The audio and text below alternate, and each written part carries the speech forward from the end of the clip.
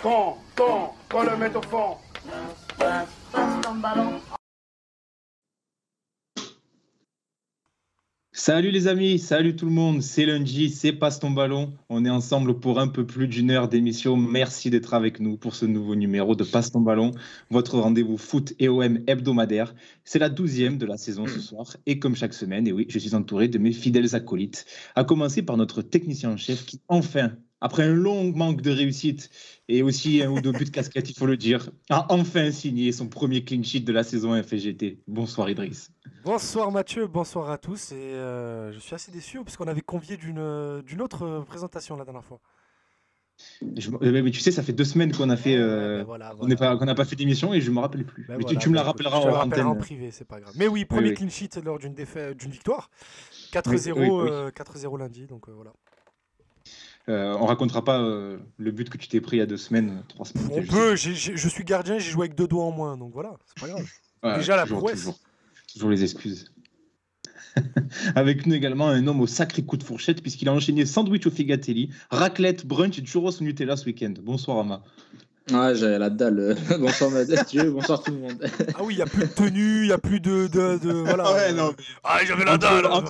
Entre ça et Opagis, je l'aimais trop. Il n'y a plus d'arguments. Avec Ama, c'est fini.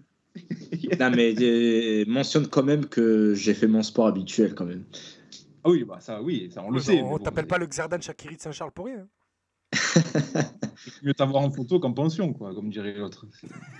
Bon, allez, présente Merwan. Là, on est en train de faire une émission, frère. Ouais, laisse tomber. Et enfin, toujours avec nous, vous l'avez entendu, l'auteur d'un excellent dossier chez nos amis de DZ Foot consacré à l'Algérie, sa diaspora. On en parlait hors antenne, les gars. On recommande vivement d'aller le lire. C'est Merwan. Bonsoir, Merwan. Bonsoir messieurs, très content d'être là et je suis aussi très content de voir qu'Ama il a réussi à donner une autre connotation à son surnom du frigo du boulevard national. Donc, très content. Très content. Oui, Merwan, on en parlait rapidement hors antenne. Tu peux nous parler vite fait de ce dossier, de ce papier que tu as fait chez nos amis de DZ Foot, pour qui tu contribues notamment, sur l'Algérie, sa diaspora. Est-ce que tu peux nous en parler un petit peu rapidement ? Avec plaisir. Cette semaine, j'ai publié donc un article donc sur l'Algérie et sa diaspora, et notamment centré sur la diaspora en France, donc d'un angle un peu socio-historique. Comment est-ce que finalement on peut définir les relations entre l'Algérie et sa diaspora ? Comment est-ce que ça s'est organisé à travers l'histoire ? Qu'est-ce qu'on peut en penser ? Et on aborde notamment le thème de la binationalité. C'est des sujets qui sont brûlants. C'est franchement passionné d'un côté et de l'autre de la Méditerranée. Donc, si ça vous intéresse, n'hésitez pas à aller voir ça sur DZ Foot. Merci, Matt, de me donner quelques secondes pour en parler. Il faut promouvoir les travaux de qualité. C'était un travail de qualité. Donc, allez lire ça. Et de toute façon, c'est nos copains. Hein, DZ Foot, on les a reçus ici. Mohamed Brady, notamment, était venu nous voir. Donc, on les connaît bien. C'est nos amis. Ils sont toujours les bienvenus. On va se débrouiller pendant la CAN de faire venir Mohamed d'une manière ou d'une autre pour parler des joueurs de l'OM. Voilà, alors que rien à voir, tu vois. C'est juste histoire de l'avoir. J'ai tout compris. Les amis, une émission en 2 parties ce soir. Alors, on va d'abord débriefer, bien sûr, le match d'hier soir, cette courte victoire de l'OM face à 3. On va essayer d'analyser pourquoi l'OM maîtrise moins son sujet depuis plusieurs semaines. L'OM aligne les prestations internes. On va essayer de savoir pourquoi. Et on fera le tour, évidemment, sur les individualités. On évaluera tout ça ensemble. Et puis, en fin d'émission, on se posera une question qui peut paraître un peu controversée de prime abord, mais qui n'est pas totalement injustifiée, vous verrez. Est-ce que, comme le voudrait la légende, l'OM a réellement l'ADN de la Coupe d'Europe ? Et oui, encore une piteuse élimination européenne pour l'OM cette semaine, et qui reste aussi sur quelques résultats assez ridicules sur la scène continentale ces dernières saisons, et malgré quelques belles parenthèses enchantées, comme en 2018, en 2014, en 2012, en 2004... Eh bien, c'est pas toujours tout rose, hein, la Coupe d'Europe, l'OM. Donc, on va essayer de se poser la question, est-ce que l'OM est-il vraiment une équipe de Coupe d'Europe ? D'ailleurs, vous pouvez commencer à réagir, à nous donner votre avis sur le chat, sur Twitter. D'ailleurs, je vois que vous êtes très nombreux sur le live Twitch, et vous êtes 80, donc merci à tous. Je sais pas ce qui vous prend ce soir. N'hésitez pas à vous abonner. Hein. Merci à tous ceux qui sont là, et n'hésitez pas à réagir à l'émission en direct. En tout cas, nous, on a du pain sur la planche, donc sans plus tarder, beaucoup de choses à dire. Passe ton ballon, saison 2, épisode 12, c'est parti. Idriss, jingle.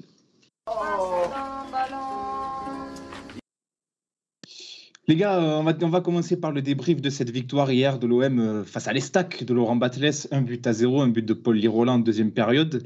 Mais avant toute chose, avant de lancer les hostilités, la petite question traditionnelle, stade vide, l'épidémie de Covid-19 qui repart, la première vague de froid de l'année, une victoire terne et poussive de l'OM à domicile. Les gars, ça vous fait quoi d'être revenu en 2020 là ? J'ai eu peur de voir André Villas-Boas sortir du bois et parler de... C'était quoi son terme là pour critiquer les gens qui voulaient un peu... Le groupe des décevants. Les décevants, voilà, c'est ça. Et nous matraquer avec ça. Non, plus sérieusement, c'était un match très laborieux. Mais bon, vu les derniers résultats, on prend. C'est vrai qu'on a l'impression pire de la saison. Un bond dans le passé, là, les gars. Avec le stade à huis clos, cette victoire vraiment très poussive, pas de jeu. Waouh, c'était vraiment, on a l'impression d'être à l'année dernière. En fait, c'était dimanche 21h. Si tu mettais ça samedi 17h, il y aurait eu un gros taux de sieste vers la demi-heure de jeu. Oh oui, ouais, là, je pense que ça aurait été terrible. Bon, encore pire, le dimanche à 13h. Alors là, après le juste repas, pour ceux qui sont sur Twitch, voici ma réaction au coup de sifflet final. C'était pas parce qu'on a gagné, c'était juste parce que c'était fini. Merwan, tu disais le pire match de la saison, toi, pour l'instant, pour toi, c'est le pire match du début de saison ? Après là, je te dis ça à chaud sans forcément beaucoup de recul, mais ouais, en tout cas moi j'ai jamais eu un match en tout cas où je me suis autant embêté en tout cas devant un match de l'OM cette saison. Dans le contenu c'était franchement zéro. Donc ouais, je sais pas ce que vous en pensez, mais ouais, je pense qu'on est dans le top 3, top 2, peut-être même top 1, pire match de la saison là pour l'instant, avec Galatasaray évidemment, et tout ça dans la même semaine. Ouais, il y a le match, y a Lille le match aussi, à Lille était, ouais, le match à Lille c'était costaud aussi. Après Lille, nul aussi les gars. Lille on a été mauvais, mais on n'a pas été chiant, parce qu'à la limite c'était drôle. Là pour le coup hier c'était vraiment vas-y, on est sur Twitch, on peut le dire, c'était chiant à mourir. Il n'y a pas de strike comme sur YouTube, c'était chiant à mourir. Moi vraiment, hein, je l'ai dit hier, j'étais sur le plateau avec les potes du Phocéen. Si j'étais pas au Phocéen et qu'on faisait pas un passe-ton ballon d'actu cette semaine, j'aurais pas regardé la fin du match. Si on avait un invité aujourd'hui et qu'on n'allait pas parler du match, j'aurais pas regardé la fin. À la mi-temps, je faisais autre chose. Vraiment. Il y avait un très bon Warriors Clippers. Je me suis passé de ça pour regarder le match pour vous offrir mon analyse et ma bonne humeur. Putain. Merci de nous faire grâce de ça, c'était on t'en remercie. Non mais les gars, on va essayer d'expliquer un petit peu pourquoi, on va essayer de rentrer dans les détails. C'est vrai que c'est pas le premier match ces dernières semaines qui nous déçoit. On a vu beaucoup de contre-performances, notamment ce match face à Galatasaray aussi qui était très moyen. Est-ce que vous avez une explication sur cette baisse de rendement de l'OM, ce jeu qui se délite de match en match, ça dure depuis, allez, on va dire un bon mois et demi. Les gars, comme ça, est-ce que vous avez une explication qui vous vient là tout de suite ? Franchement non, c'est peut-être ça le plus frustrant, c'est que on voit quand même que on est sur une série... je crois que sur les 18, depuis le début de saison, tu gagnes uniquement 6 matchs. Certes, tu as un bon début de saison, mais là, pour le coup, les matchs passent, se suivent, se ressemblent. Les compositions, tu ne les comprends pas forcément. Le projet de jeu en place, tu ne sais pas forcément ce qui se passe non plus. La composition, notamment face à Galatasaray, tu as cette ligne de 4 au milieu, c'est 4 milieux axiaux. Tu te dis, mais en fait, où est-ce qu'on va ? Et c'est peut-être ça en fait, qui est le plus énervant cette saison. C'est que plus que des mauvais choix, c'est des choix que tu n'es même pas en mesure de comprendre. Donc, moi, en tout cas, c'est ça qui me vient à l'esprit. C'est vrai, parce que, comme dit Merwan, t'as pas forcément d'explication, et c'est un peu frustrant, mais mine de rien, vous savez tous que j'aime bien ce que propose Jorge Sampaoli, mais il a le droit d'être un peu moins inspiré. Je le trouvais un peu moins inspiré dans ses choix récemment, et couplé à ça, tu as quelques joueurs qui sont moins inspirés aussi. Hier, je me suis pas mal attardé sur la ligne de 3 en défense. Et dans le système de Sampaoli, les défenseurs quand tu avais le ballon, parfois quand même. Si, c'était à 3 une bonne partie du temps quand même. Quand même. Oui, peut-être que j'avais une autre perception. Et dans ce système, les défenseurs centraux doivent casser la ligne soit par la passe, soit par les déplacements balle au pied. Et mine de rien, des mecs comme Saliba, Luan Perez qui sont capables de faire ça, qui l'ont montré à plusieurs reprises, hier, ils ont été très timides. Ils l'ont quasiment pas fait. Donc, mine de rien, ça se ressent sur le système de jeu global, à mon sens. Mais c'est pas l'unique raison, évidemment. Tu sais que. Vas-y. Excuse-moi, Matt. Je trouve que c'est systématique des matchs où tu joues qu'à un joueur bas sur le terrain. Hier, c'était Guendouzi. C'est souvent été Pabiaï cette saison. Tu as un relais qui redescend au niveau des défenseurs centraux à 5-10 mètres. Ils ont peur du ballon. Et pour le coup, même contre Lens, tu sais, tu avais la ligne Balerdi, Luan Pérez Saliba. Et bien qu'ayant Balerdi, qui est peut-être le défenseur qui essaye de prendre le plus d'initiative balle au pied, je suis très content de l'entendre dire. Excuse-moi de te couper, mais. En termes de réalisation, on peut en discuter, mais peu importe. En tout cas, en termes d'intention, c'était la même chose. Les mauvais matchs de l'OM cette saison, c'est à chaque fois que Sampaoli s'entête à mettre un relais, une pointe basse. C'est la pointe basse de rien du tout, mais un joueur uniquement qui redescend pour prendre le ballon, et puis le reste, c'est uniquement excentré, et le centre du terrain est complètement dégarni. Et à chaque fois, c'est ces matchs-là. Hier encore, ça l'était. Et pour le coup, si je suis Saliba, Luan Pérez, je ne prends pas forcément le risque, parce que devant, tu n'as personne à qui l'a donné. Est-ce qu'on n'a pas aussi, je suis désolé, je te coupe pas, mais est-ce qu'on n'a pas aussi peut-être un peu trop responsabilisé les centraux dans l'utilisation du ballon où, là, ça se voit un petit peu moins, mais il y a encore quelques semaines, les premiers relanceurs étaient quasiment meneurs de jeu, à savoir Saliba, Luan Pérez. Ils faisaient des différences à la fois dans la relance et aussi au milieu de terrain parce qu'ils percutaient beaucoup. Et au détriment finalement du milieu de terrain lui-même où certains ont peut-être perdu de l'influence. Est-ce que ça n'a pas aussi peut-être une explication sur, ça rejoint un petit peu ce que tu disais Ama, avec une baisse de rendement de ces derniers-là, donc de Saliba et Luan Pérez et l'absence de Balerdi aussi peut-être. Pour moi, c'est pas une question de responsabiliser ou pas, c'est juste que ces joueurs-là sont dans une mauvaise passe entre guillemets, mais ils le sont tous en même temps. Rappelez-vous, en début de saison, par exemple, le match de Montpellier, tu avais des Saliba, Luan Pérez qui n'hésitaient pas à monter jusqu'aux 18 mètres à dédoubler pour apporter du surnombre. Mais entre-temps, là, depuis ces matchs-là, il y a eu quoi? Tu as eu Saliba, par exemple, qui a fait une énorme erreur contre la Lazio, et depuis ce match, il est moins bien. Tu as Luan Pérez qui a pris quelques courants d'air derrière lui. Parfois, c'était de sa faute, parfois, c'est à cause du système, justement, parce qu'il a abandonné sur son côté gauche. Donc, il est un peu plus timoré. Et au final, ce surnombre qui, mine de rien, est essentiel de la part des défenseurs centraux dans ce système, vu qu'il n'apporte plus ce surnombre, au final, c'est très statique notre jeu. T'as pas de mouvement. Et c'était criant, encore une fois. Et Merwan évoquait aussi le fait qu'il y avait une sorte de no man's land au milieu. Encore une fois, hier en première mi-temps, ça s'est énormément vu. Donc pour moi, ce n'est pas une question de responsabilité des joueurs ou autres. C'est juste qu'ils ont un moins bon rendement en même temps. Ça arrive, c'est comme ça. Juste les amis, je vous coupe 2 secondes. Breaking news, l'OM affrontera Canet-Rocheville en 32e de Coupe de France. Après, ça promet ça. Club de N3. Ça sent le bourbier, ça. Club de N3 de la banlieue de Cannes, voilà. Juste comme ça. Allez, je voulais. Ne pas confondre avec Canet-Roussillon, rien à voir. Qui nous a fait des misères l'an dernier, à ne pas confondre avec eux. J'embrasse son coach Farid Tabet, qui est un ami, mais voilà. Bref. Je vais continuer. Pour revenir sur le match, Ama, moi, je vais aller un peu au-delà d'une méforme individuelle collective, entre guillemets. Je trouve qu'il y a aussi un problème d'animation défensive, c'est que ton circuit de passe, il est clairement identifié. Hier, c'était uniquement le relais d'un central vers Guendouzi. Et pour le coup, excuse-moi, que ce soit Lens, 3 ou autre, tu le comprends assez rapidement, tu deviens hyper stéréotypé, tu te fais presser, ça pousse aux erreurs individuelles. Et à mon sens, quand tu n'as qu'un circuit de relance sur le plan défensif, tu es hyper lisible et pour le coup, tu es mis en difficulté 90% du temps. Et c'est ce qui caractérise pour moi ces matchs récemment, c'est que l'animation, qu'elle soit défensive ou offensive, elle est zéro.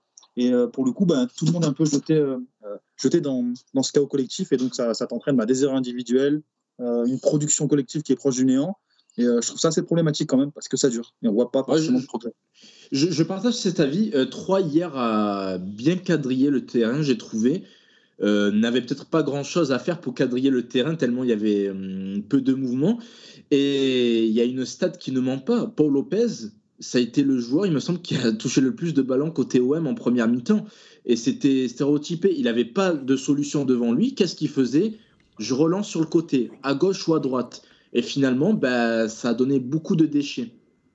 Alors, c'est Paul Lopez qui a touché le plus de ballons en première mi-temps. C'est le deuxième Marseillais à avoir touché le plus de ballons sur la globalité du match, juste derrière Payet. Ah, ça en dit long. Ouais, non, c'est vrai qu'il surtout il avait un manque de solutions qui était flagrant. Il cherchait à chaque fois sur ses centraux, mais bon, c'était Alors, c'était très stérile. Pour ajouter un petit truc à ce que disent Merwan et Ama, je partage complètement l'analyse. Il y a un truc moi, qui m'a marqué, c'est que hier, l'OM ne remporte que 45% de ses duels. Donc oui, ici on aime bien le football en toge et le football, le beau football, mais des fois c'est bien de mettre des coups. C'est bien de gagner ses duels dans les airs. J'aime bien l'expression de football en toge. Ben oui. Non, mais ça peut paraître rudimentaire ce qu'il dit, mais c'est super important. Hein. Ben oui, il faut gagner ses duels. Vas-y, Merwan, vas-y. Déjà, d'une part, le fait que Paul Lopez soit le gars qui a touché le plus de ballons, ça montre quand même qu'en défense, il y a eu peu de solutions et qu'on a souvent battu en retraite.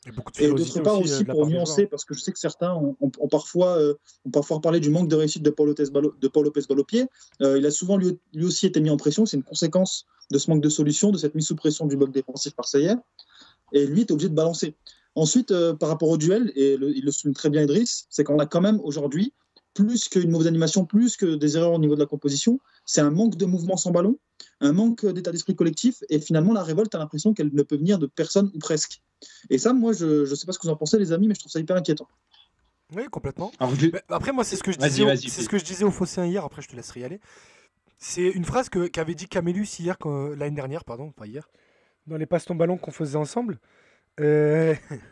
T'es con. Et il a l'impression, et moi j'ai eu cette impression-là hier, que les joueurs se sont persuadés de leurs limites. Je sais pas si vous vous rappelez de ce qu'avait dit Camillus à ce sujet-là. Oui, c'était très juste. C'était après OM City ou le match aller. Ouais, OM City donc. Et il avait dit ça, et je trouve, moi ça m'a marqué hier. Je vois des joueurs qui prennent de moins en moins d'initiatives. Parce que j'ai l'impression qu'ils ont plus confiance en leur qualité. Lirola, il dribble de moins en moins, même s'il en réussissait pas beaucoup.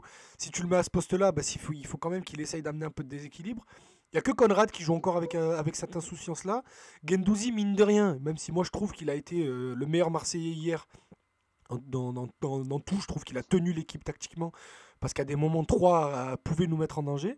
Ben, Gendouzi, balle au pied, il prend moins d'initiative. Après, peut-être que c'est des consignes d'aller s'exiler sur le côté dès qu'il a le ballon, mais il rentre moins dans l'axe, il rentre moins dans l'interligne par rapport à ce qu'il faisait en début de saison. Je trouve ça assez dommage. Alors, on a évoqué quelques soucis. Vas-y, conclue, et après on passe au sujet suivant. Vas-y, Merwan. Rapidement, moi je trouve justement que le no man's land au milieu de terrain, ça force Gendouzi à la fois venir hyper bas sur le terrain pour récupérer le ballon et à la fois remonter le ballon le long du terrain parce qu'il n'y a personne. Oui. Et en fait, maintenant, ce qui change dans cette OM, c'est qu'il y a de moins en moins de joueurs offensifs ou en tout cas de joueurs qui évoluent dans la seconde partie du terrain. T'as un maximum de 2 joueurs offensifs. Gendouzi. T'as un maximum 2 joueurs offensifs par le compo d'équipe parce que je considère Lirola comme un joueur défensif. Alors, on a évoqué les quelques problèmes qui affectent l'OM en ce moment. On parlera de Sampaoli un peu plus en profondeur dans quelques minutes.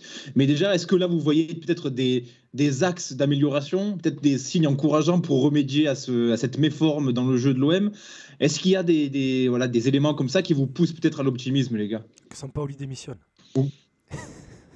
Ouais, sans tomber dans la caricature comme tu viens de le faire, par exemple. Le fait qu'on ait touché le fond, en vrai, je pense que Galatasaray, c'était quand même un fond. Et 3, t'es quand même sur entre guillemets, le même niveau de performance, même si tu gagnes. Donc, je pense, en tout cas, moi, et ça peut paraître paradoxal, le fait qu'on ait touché le fond, et le fait que maintenant, je pense que les lacunes, elles sont criantes pour tout le monde, et même pour Sampaoli. Et en tout cas, je l'espère. Et j'espère justement que par rapport à ce fond-là, on va réussir à rebondir. Moi, c'est le seul motif d'essor, parce que dans le jeu, ça ressemble à rien.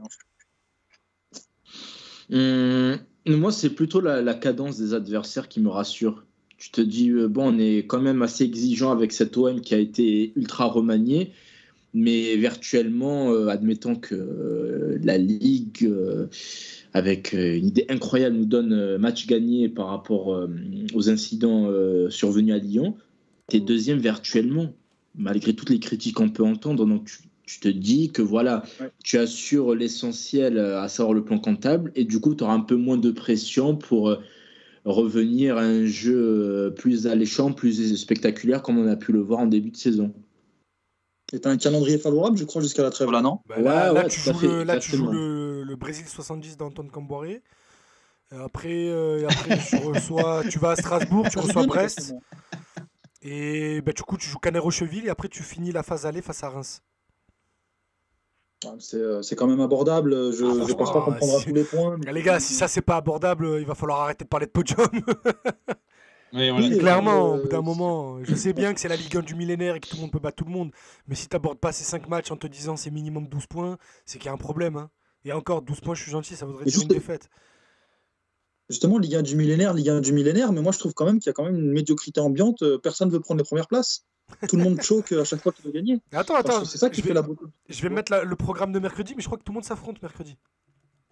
Ah, mais là où tu vois que c'est la Ligue 1 du millénaire et tu as relativisé aussi, c'est que tu vois qu'une équipe comme Rennes qui était au fond du trou, rappelez-vous la leçon qu'on leur a mis au Vélodrome et qui se retrouve deuxième et qui est injouable en ce moment. Ouais, derrière, il suffit qu'il y ait 3-4 bons résultats pour. Oui, mais c'est ça. C'est pas 4 bons résultats. Rennes, c'est 12 résultats d'affilée. C'est monstrueux. Oui, mais tu me laisses finir, s'il te plaît. Il suffit que tu alignes plusieurs victoires consécutives pour que tu te retrouves tout de suite en haut du classement. C'est peut-être un motif d'espoir. Les gars. Non, attends, juste là, pour ce mercredi, il y a PSG Nice et Rennes Lille. Donc sur les 5 premiers, il y en a 4 qui se jouent. Ouais, donc c'est intéressant. L'OM doit en profiter, même si le déplacement à Nantes. Et Lyon reçoit Reims, qui n'est pas bien du tout. Ouais. Voilà, on va reparler de ce déplacement à Nantes là plus tard, mais c'est pas sûr que ce soit une formalité. Les gars, on ouvre le dossier Sampaoli. On en a parlé un petit peu là, on va s'étendre un petit peu sur le sujet. L'entraîneur argentin commence à être un peu critiqué par la presse, par les médias, sur les réseaux sociaux. Alors déjà, est-ce que vous adhérez aux critiques et si oui, qu'est-ce que vous lui reprochez, les gars? Je sais pas, Idriss, on t'a pas entendu encore beaucoup, je trouve. Même si tu me coupes la parole. Je suis là pour l'ambiance, moi je suis plus là pour l'analyse. Non mais tiens, par exemple, je sais écoute, moi je lui reproche. De vous quatre, tu es peut-être celui qui est le plus critique envers lui, donc. Ah oui, donc écoute, tu peux comment ne pas l'être. On nous a vendu. Moi après, vous savez que je relativise toujours le fils spirituel de Marcelo Bielsa. Il écoute des conférences quand il est sous la douche et tout. Mais on nous a vendu quand même un coach assez offensif. On a tous vu et tombé amoureux de son Chili 2014-2015. On a vu aussi les 6 premiers mois contre Séville. On en a fait une émission l'année dernière avec Edu que je vous invite à réécouter. Elle est très intéressante et elle est limite très drôle à écouter quand on voit les compos qui nous sortent en ce moment. Mais moi, il y a des changements que j'ai du mal à comprendre. Je trouve que Sampaoli réussit plus ou moins toujours même ses compos de départ, ses feuilles de match, où j'ai beau être d'accord ou pas d'accord, je vois l'idée derrière. Et je comprends l'idée tactique et je suis même d'accord avec lui. Malheureusement, ces adaptations en match, je ne comprends pas. J'ai envie de jeter... Alors, je pense qu'on a beaucoup de gens, parce que les gars pensent qu'on diffuse la cérémonie du Ballon d'Or, on diffuse rien du tout, les gars. Parce que c'est pas la première fois que je vois des gens dire les gars diffusent la cérémonie. Ah oui, non, les gars, on va pas parler du Ballon d'Or. Ah oui, clairement, on en a rien à foutre, je vais vous dire très clairement. Ah ouais, c'est pas parce qu'il y a écrit ballon qu'on va diffuser le Ballon d'Or. Moi, je veux savoir juste si Radonjic est dans le top 5, on m'a dit non, du coup ça m'intéresse pas. Voilà. Parce que en plus vrai de vrai, là, pendant que j'étais en réunion tout à l'heure pour le taf, je regardais un peu de loin et j'ai vu que Nicolo Barella était 28ème, j'ai vu Simon Kier juste derrière, j'ai pété un plomb, mais bon. Bref, on diffuse pas le Ballon d'Or, voilà. Bref, pour revenir sur Sampaoli, combien de fois on l'a vu frileux qu'il en pouvait plus à faire sortir un ailier et Payet pour faire entrer Gerson et Pape Gueye, des joueurs qui comprennent pas, Pape Gueye ailier gauche, on n'a pas fait d'émission après Galatasaray, et tant mieux parce que j'aurais vraiment parlé mal.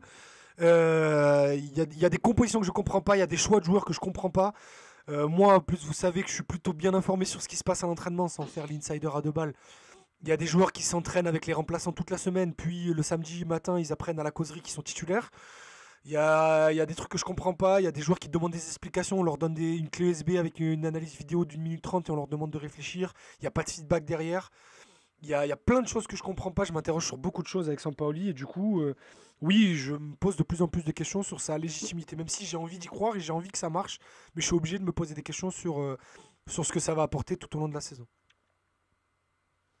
Vas-y, Merwan, vas-y. Non, vas-y, Merwan, j'allais vous donner la parole et tu l'as prise, donc vas-y. Pas de problème. Je vais aller encore plus loin qu'Idriss. Enfin, moi, je ne suis pas forcément pour son licenciement ou pas, mais personnellement, il y a même des idées de départ que je ne comprends pas.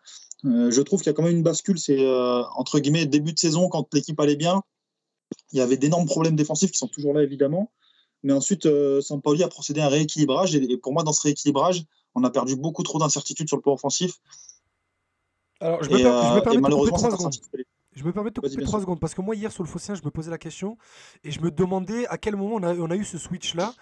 Et je pensais avoir timé ce moment, daté ce moment-là après le match nul encaissé contre le Lokomotiv Moscou. Où je me suis dit peut-être que c'est à ce moment-là, les mecs se sont dit il faut qu'on soit un peu plus sûr derrière. Mais quelqu'un m'a repris et je suis plutôt d'accord avec lui que c'est depuis en fait le match contre Lens à domicile qu'on a eu ce shift défensif là. Je sais pas si c'est ce Ouais, que vous en pensez les gars. oui. Après, pour moi, il y a quand même eu les prémices. C'était contre Saint-Etienne où tu as Rongier qu'on met. Pour moi, Rongier, j'aime beaucoup au milieu de terrain, c'est pas ça le souci. Hein. Mais il symbolise ce rééquilibrage défensif de l'Olympique de Marseille cette saison. Et pour le coup, je trouve que, pas uniquement son incorporation, mais au-delà de ça, tu perds énormément d'incertitudes offensives. Tu as la sortie de Conrad de la Fuente du 11. Tu as surtout une animation qui ne met plus en valeur les excentrés. Parce que je vois qu'on remarque à juste titre que les excentrés offensifs, et notamment Conrad, ne font plus beaucoup de différence, mais c'est aussi parce que c'est pas les mêmes situations qu'avant. Conrad part de beaucoup plus bas maintenant pour dribbler, alors qu'avant il était systématiquement en situation d'1 contre 1. Donc oui, il y a l'adaptation de l'adversaire, mais tu as aussi les phases offensives qui ne sont plus les mêmes. Et ça, j'ai l'impression que c'est aussi dû à l'incorporation de Milik dans le 11, que j'aime beaucoup et qui est un excellent neuf à mes yeux.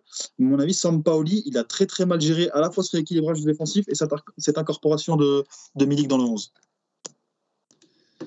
C'est d'ailleurs la présence de Milik dans le 11, c'est ce que nous disait Mamad, qu'on salue dans les commentaires, qui me disait le retour de Milik qui force Sampaoli à le faire jouer et qui change notre 11 qui marchait bien. C'est ça, c'est aussi peut-être une explication. Toi, Arma, je crois que tu es peut-être un peu moins critique envers Sampaoli. Milik, c'est Brandao, wesh. Il a que pour Non, faire des nations. Non, je suis moins critique. Comment dire? Les choses vont moins bien en ce moment. Je ne suis pas aveugle. Le jeu il est moins chatoyant. Les matchs nuls qui étaient prometteurs au début, maintenant, ce sont des matchs nuls frustrants, voire très énervants, de par le contenu. Donc, il y a déjà une petite bascule à ce niveau.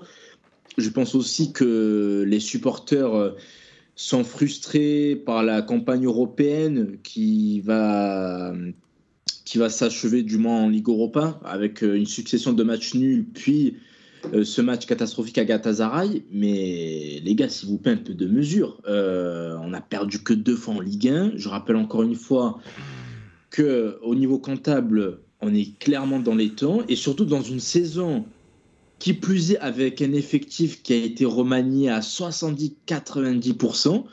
C'est normal d'avoir un coup de mou. Il arrive maintenant. Soit. Mais il est long ce coup de mou. Oui, mais au final, ça fait 3 mois là. En fait, je dis ça dans le sens où prenez toutes les saisons de l'OM, toutes, sur les 10 dernières années ou même avant, l'OM a toujours eu un coup de mou. On n'est pas une locomotive qui va te frapper 85 points, 90 points. Allez, hormis l'année, ça me trouve le cul de dire ça, mais l'année Rudy Garcia où, 78. mine de rien, tu es très constant toute l'année et voilà, tu engranges des points tout le temps. Mais sinon, l'OM, tu as toujours eu un coup de mou, quel que soit le coach. Et c'est comme ça. Et je comprends pas pourquoi, à chaque fois, les supporters s'affolent en disant non, mais ça va pas, qu'est-ce qu'il faut faire, est-ce qu'il faut pas virer le coach, etc. Là, je trouve qu'on s'acharne un peu trop sur un effectif qui a été remanié. Rappelons-le, quand Longoria utilise le terme de page blanche, c'est qu'il y a aussi le fait que l'effectif est bancal, qui doit apprendre, engranger l'expérience, et ça passe par ce genre de moment. Moi, cet argument, je l'accepte au début. Hein. Pas quand tu as déjà montré que cet effectif, tu avais l'impression qu'ils se connaissaient depuis 6 mois et d'un coup, ils arrivent plus à jouer au foot. C'est là, en fait, le problème. Justement, permets-moi de te couper. Là, par contre, pour moi, c'est un argument qui va dans le sens de ce que dit Ama. C'est qu'on a vu de quoi cette équipe était capable, on a vu de quoi Sampaoli était capable. Non, mais moi, je parle juste de l'argument. Par exemple, avec sous Villas-Boas, où, à part 2-3 matchs par-ci par-là, tu savais dès le début ce qui t'attendait et tu n'attendais rien. Là, tu as vu quand même des choses très intéressantes. Et là où je rejoins Amaya, c'est que ok, en ce moment, tu peux pas du tout te satisfaire de ce que tu vois sur le terrain, ça c'est clair et net. Mais je peux pas m'empêcher pour l'instant de voir des circonstances atténuantes pour Sampaoli. Alors, Ama le disait, et je le rejoins, l'effectif qui a été quand même beaucoup changé, avec en plus l'arrivée de très jeunes joueurs. Et malgré tout, cette Ligue Europa qui te pompe de l'énergie et mentale et physique, et surtout, le fait de jouer tous les 3 jours.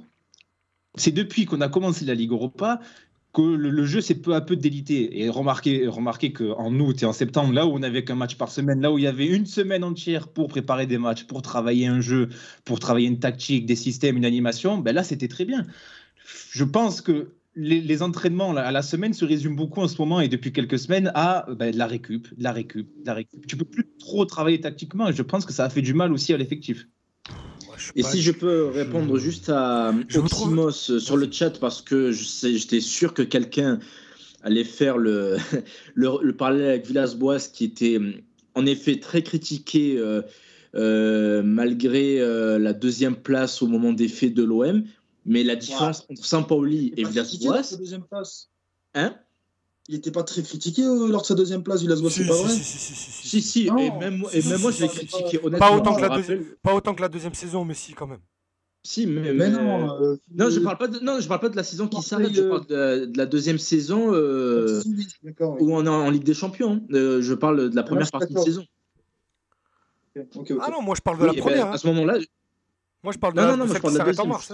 Ouais, mais la deuxième, c'est un torrent de critiques. Mais la première, il est déjà très critiqué quand même. À partir d'un moment, il bénéficie de cet état de grâce. Et à partir d'octobre-novembre, tout le monde commence à dire bon frérot, c'est quand qu'on joue au foot là? Oui, justement. Il faudra faire une émission sur RVB, hein, parce que je suis pas du tout d'accord avec la lecture qu'on en fait, le football d'épicier, tout ça.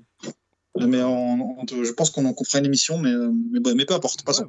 Et à l'époque, justement, Villas-Boas, en première partie de saison de la saison dernière, je me rappelle, on était deuxième à un moment donné, mais on jouait très, très, très mal. Mais ces défenseurs disaient, mais regardez, on gagne quand même si on joue mal, c'est prometteur pour la suite. Ok, mais la différence entre Villas-Boas et Sampaoli, c'est que là, les meilleurs matchs de Sampaoli, en termes de contenu, je ne les ai jamais vus chez Villas-Boas.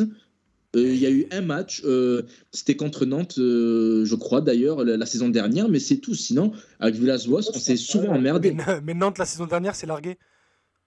Rappelez-moi le début de saison. Il y a Montpellier et Brest, c'est les deux matchs qu'on sort tout le temps. Montpellier et Brest. Oui, le match à Monaco, quand il est vraiment au tout début de saison, où c'est pas mal aussi. Je l'ai pas vu ce match. Ah, c'était pas mal. Mais non, mais vraiment, en plus, je l'avais jamais regardé, vu qu'on faisait pas passe ton ballon, j'ai pas regardé. Pourquoi les amis? C'est pour ça que je suis un peu plus indulgent envers Sampaoli que Villas-Boas, pour terminer. Mais pourquoi on parle d'AVB?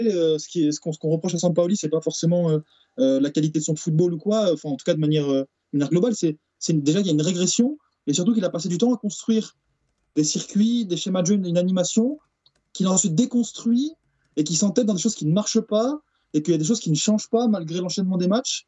Et je pense que c'est plutôt ça, c'est l'incompréhension, c'est la gestion de joueurs, tu vois. Moi, je suis pas du tout fan de Balerdi, par exemple. Mais il disparaît du jour. Ah bon? C'est pas vrai. Non, je te crois pas. Non. Vas-y. Conrad, Balerdi disparaissent du jour au lendemain, d'accord. Balerdi, on lui tresse des louanges début de saison, en tout cas Sampaoli, je suis pas d'accord avec ça, mais peu importe. Et du jour au lendemain, il disparaît. Alvaro lui passe devant, visiblement dans le turnover. Conrad, il ne joue plus. Il rentre de temps en temps 20-30 minutes. Luis Enrique, il fait quelques matchs en début de saison, on ne le voit plus. Tu as beaucoup de choses comme ça qui sont construites, déconstruites. Et là, je parle uniquement de cas individuels. On peut parler plus globalement de manière collective aussi, avec tout ce remaniement, tout ce rééquilibrage, etc. Et en fait, c'est ça qu'on ne comprend pas, c'est ce manque de lisibilité. C'est où est-ce qu'on va, en fait. C'est ça le truc, il n'y a pas de progression. Donc c'est plutôt ça qui interroge. Moi, je ne suis pas du tout pour le licenciement ou quoi. Je pense vraiment qu'il y a peut-être une spirale positive qui peut s'amorcer. Il y a une série de matchs abordables qui arrivent.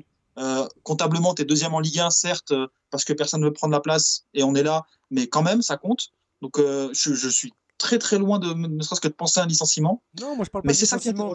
Moi, ça fait un moment que, et je l'avais dit quand on avait fait l'émission sur les projections, moi je continue de penser qu'il va démissionner avant la fin de saison. Ouais, ça après, bon, je sais pas sur quoi tu te bases pour dire ça, mais. Le truc, c'est que je sais pas, Sampaoli n'est pas du tout dans le genre de démissionnaire, sont pas sur sa carrière. Non, c'est pas après, c'est pas le genre, certes, mais je continue de croire que ce mariage n'est pas fait pour durer, et pas fait pour durer d'ici jusqu'à mai. Quoi. Non, mais ce qui est embêtant, c'est que les critiques sont déjà très fortes, alors que si tu regardes le calendrier. Et pas plus tard qu'à 3 semaines, le 2-2 face à la Lazio, on fait vraiment un excellent match où on doit vraiment gagner largement. On a une pléthore d'occasions, on joue super bien. C'est ça qui m'embête un peu, c'est que Je trouve les critiques. Arrête, le match face à la Lazio, il est vraiment Mais très tout bon. le monde se fait, mais tout le monde les tourne la Lazio. Mais alors, tout le monde les tourne, c'est la Lazio. Et il y a que qui nous, joue il y a que nous qui faisons match Arrête. nul comme des petits bras contre eux. Tout le monde les tourne la Lazio.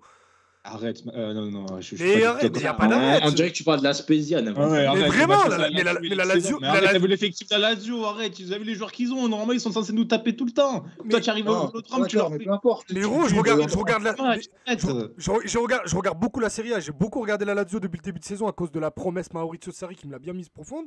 C'est que c'est vraiment tout le monde les tourne dans le jeu de la Lazio. Contre l'Inter, ils n'existent pas pendant 90 minutes. Ils gagnent le match sur 3 coups de pied arrêtés et 2 erreurs d'arbitrage. Ils se font tourner par tout le monde. CF, le match de ce week-end contre Naples. Après, peu importe. Il y a que tu joues toi bien qui quand n'arrives pas à même. les mettre en danger. Non, mais certes, on joue très- Arrête, je les ai pas mis en danger, mais arrête, tu dois gagner les deux matchs. mais tu les inquiètes pas. Tu les inquiètes pas plus que ça. Mais ça va pas. Non, franchement, on revoit les matchs. Mais parce bien que sûr, tu dis non, mais bien n'importe sûr, quoi, on est meilleur que sur les deux matchs, hein. Absolument. Hein. Je te dis pas qu'ils ont été meilleurs que nous, quoi. Mais t'es censé les démonter. Tu joues petit bras, tu joues sans intention. On joue pas du tout. Mais franchement, Bien sûr, revois les on matchs. joue petit bras. Ah non, Bien mais sûr, je on joue jure, petit les bras. matchs. Moi, non. ça fait 2 mois que je passe tous mes débriefs d'après-match, que ce soit au Fossin ou dans Passe ton ballon, à dire qu'on a des regrets. Donc au bout d'un moment, je suis obligé de m'interroger sur la nature même de l'animation de cette équipe. On n'a pas d'occasion. Hein, contre la Lazio, On tu se fais une crée grosse aucune première- occasion. Non, je sais pas. Franchement, revois le match. Revois le match. Arrête. parce que- Matt, contre la Lazio, tu fais une grosse première mi-temps. Tu as 3 situations maximum. Ouais. Et après, c'est terminé. Contre Paris, putain, ils défendent à 7. Il y a Hakimi qui sort, c'est le meilleur cadeau qu'ils puissent te faire. T'enlèves Hakimi et Di Maria sur la même action, tellement il est obligé de sortir Di Maria pour faire entrer c'était qui? C'était Thilo Kehrer qui était rentré. Et qu'est-ce que tu fais? Tu fais rentrer Gaï et Gerson? Non mais arrête, nique ta race. Arrête de jouer comme ça. Je sais qu'Mbappé il va vite, mais quand même, arrête. Le Nicolas, Les c'était deux, pas obligé. les deux matchs contre Nice, c'est une blague. C'est une blague. Vous Le avez premier, pas c'est le retour 30. vidéo, mais Idriss, il a les mains levées là sur la Ben caméra. oui. Ouais, Le mais match- tu reprends le contre Le match, l'émission. le là, match ça contre, part en Li- vrille. le match Ouais, contre non, Nice là, à là, l'Alliance, là, le match contre Nice à l'Alliance, c'est une blague. C'était le 31 août. On joue contre eux à 3, c'est une blague encore une fois. Le match Non, contre mais- Galatasaray au Vélodrome, c'est bon bref. Allez. Non, c'est très franchement, je suis le premier à être Tu es indulgent. dans l'excès total, Idriss, franchement. Non, c'est pas vrai. Alors arrête, c'est pas vrai. Non, pour le coup là en plus autant d'habitude je troll. Non, Non, mais Là, pour avant le le coup, match à la Lazio, là, je troll pas tu du marques tout. à la Lazio.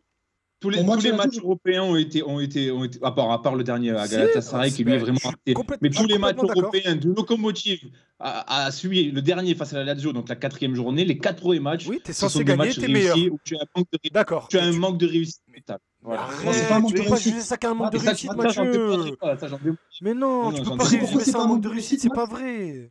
T'es meilleur et Ah, tu c'est fais sans doute. de très bons matchs. Et sur les 4 premiers matchs, t'es 4 fois meilleur que ton adversaire. Je suis d'accord avec toi. Mais si tu ne gagnes pas ces matchs, c'est pas des manques de réussite. Je suis désolé. Le Ah, match c'est- à la Lazio, le but que tu mets dans le jeu, c'est ton premier depuis septembre. Il y avait la stat, elle était incroyable. C'était le premier but dans le Merci. jeu depuis septembre. Je vois que le match a lieu fin octobre. Donc, en fait, l'OM, c'est bien, on a une possession, on a même une possession haute parfois, mais c'est ultra stérile. Tu regardes en termes de tirs cadrés, en termes d'occasions créées, l'OM, je crois qu'ils sont 19e de Ligue 1. Regarde le nombre le nombre de joueurs qui se cachent. Là, hier, on tombe à raison sur Pape Gueye parce qu'il fait pas un bon match. Mais combien de fois en première mi-temps, il est obligé de rajouter une touche, de garder le ballon. Tout ça parce qu'il n'y a personne qui veut le ballon autour de lui, personne ne vient le réclamer. Et c'est des choses qu'on voyait au début de saison. On voit des joueurs qui ont peur du ballon. On voit 4-5 joueurs derrière le ballon. Oh. Les mecs, sérieux. Et je peux Mais pas, ça doit pas, être la faute de et je- l'entraîneur, du coup. ben, je peux pas ne pas croire que ce sont pas des consignes. Je peux pas ne pas croire que ce sont des consignes. Quand je vois les joueurs à chaque fois aller. Ça peut être un manque de confiance, c'est tout. Avec Mais une non. succession de résultats négatifs. Arrête. Et Sampaoli, c'est le premier à parler Bah, de ça, peur. Justement, c'est pas Et c'est ça- pas un Ah, pendant mais de la tu jouer. peux pas dire arrête à chaque fois qu'on te dit un argument. Mais Prenons non, mais c'est juste l'exemple que c'est de- des arguments trop faciles en fait. C'est ça qui me. Est-ce que je c'est ça peux qui me parler dans contrarie. cette émission? C'est pas possible. Mais oh. j'ai pas fini. Non, est-ce que J'ai je pas peux- fi- Non, je finis sur un truc après, je te jure. Je te Mais laisse arrête, parler. tu parles depuis 5 minutes. Mais arrête, non, Mais depuis tout à l'heure, je veux dire un truc et on m'embraye sur un autre truc. Depuis tout à l'heure, on me dit un truc, je veux dire la même chose depuis tout à l'heure et on m'envoie sur autre chose. Insupportable. Donc je veux juste dire que Sampaoli, hier lui-même, en conférence de presse, dit que son équipe a été tétanisée par la peur. Il dit cette équipe a été il faut que je retrouve le verbatim de FCM. Vas-y, parle et je reviens. Donc, Et il a parlé d'état d'esprit aussi en conférence de presse. Il a dit que l'état d'esprit des gens les empêche de progresser. Ouais, j'arrive là, je vais le Et, chercher, t'inquiète. Donc voilà, mais pour moi, c'est peut-être un manque de confiance et peut-être même juste un manque de qualité. Prenons l'exemple de Conrad Lafuente. Il y a tout le monde, et peut-être moi y compris, qui s'est enflammé après le match qu'il fait contre Montpellier lors de la première journée. Mais ensuite, même si on a tout sa capacité à déstabiliser les adversaires en 1 contre 1, c'est peut-être l'un des rares dans cet effectif à avoir cette mentalité, il a eu une succession de mauvais matchs. Luis Enrique...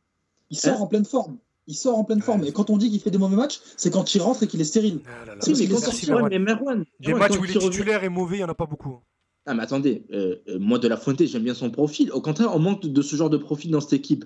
Mais force est de constater que ces derniers matchs, que ça soit sur le banc, en entrée de jeu ou en tant que titulaire, il n'est pas bon. Luis Enrique, Première pareil. saison en pro, rappelons-le. Ah, mais je suis d'accord avec toi. Amin Harit, pareil, style dribbleur, on s'est enflammé quand il marque, c'était contre qui? Rennes, il me semble. Ou Bordeaux, me Il rappelle. joue pas. Rennes.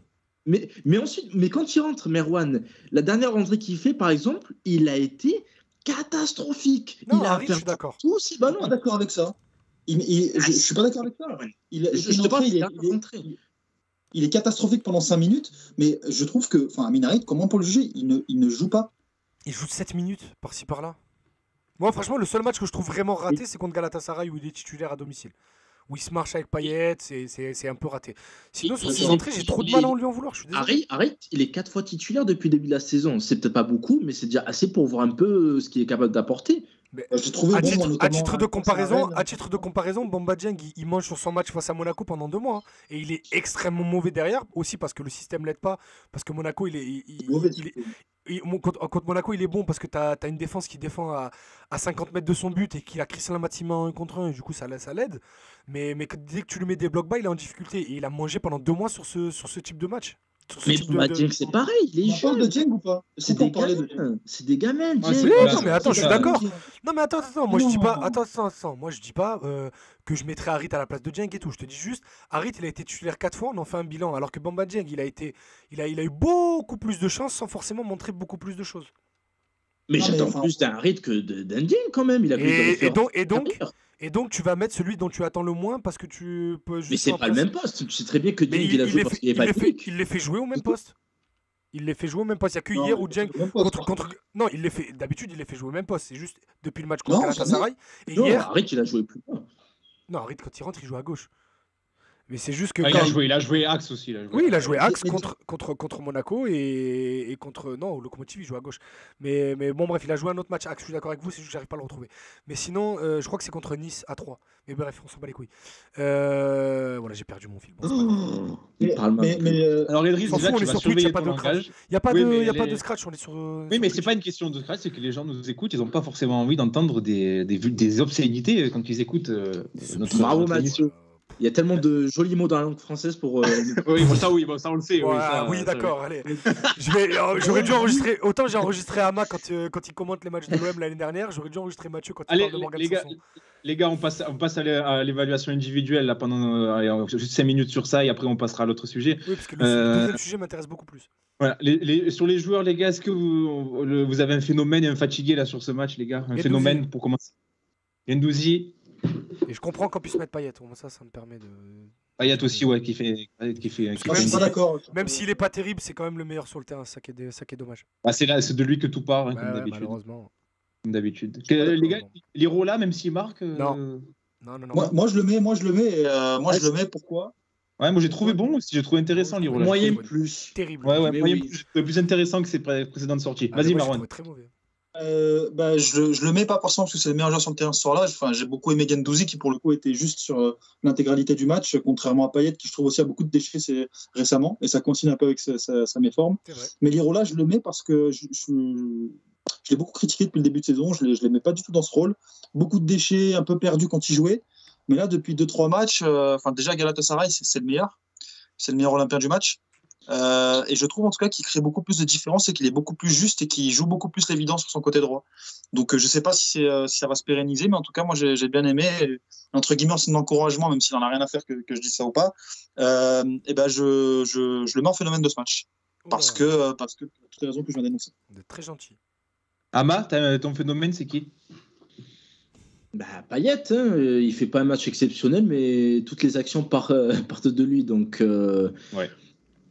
pour moi, il n'y a même pas débat. Après, de là à mettre phénomène, non, mais j'ai bien aimé le match d'Alvaro, qui est quand même assez critiqué à chaque fois qu'il est titularisé. Donc, Dans l'état d'esprit. j'aimerais souligner sa prestation défensive. Non, C'est quand même grave, hein, dans l'état d'esprit, c'était assez positif. Après, il n'a pas été trop mis en difficulté par Tousgar, Rodriguez et Baldé. Mais Non, mais il fait il a son fait le match. taf, il a fait le taf. Non, très Ouais, bien. mais quand même, voilà, il est appelé à jouer ce genre de match. Mais Donc, tant quand il mieux. est bon dans ce genre de Non, match, mais il c'est faut le pour. souligner aussi. Bah oui, non, mais Quand après, on le met dans l'axe de cette défense à 3, c'est quand même mieux. Hein.